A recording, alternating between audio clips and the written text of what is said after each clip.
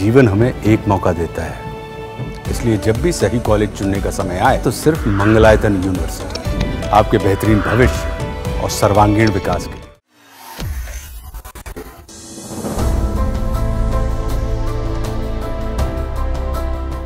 मार्च 2027 से जनगणना की बात होते ही देश में परिसीमन पर एक नई बहस शुरू हो चुकी है।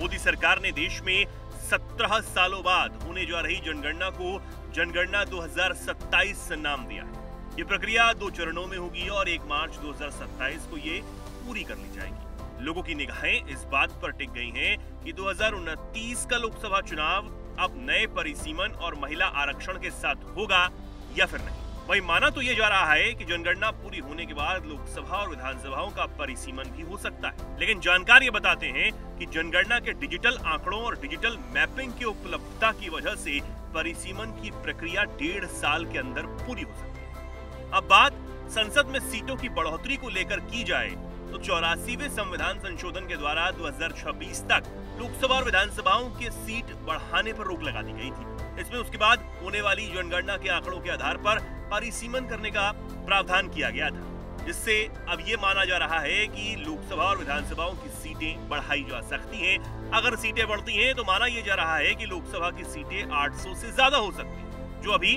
543 है। दरअसल पिछला परिसीमन यूपीए सरकार के दौरान 2008 में हुआ।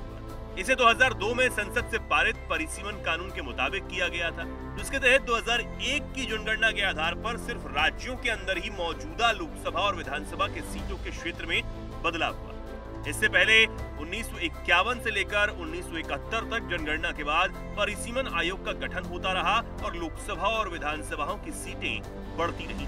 लेकिन 1976 में 2001 तक परिसीमन पर रोक लगा दी गई थी। लोकसभा और विधानसभाओं की सीटें कितनी बढ़ेंगी, अब इसका फैसला तो परिसीमन आयोग के गठन के समय ही तय होगा, लेकिन परिसीमन को लेकर चर्चा अभी से ही जोर पकड़ चुकी है।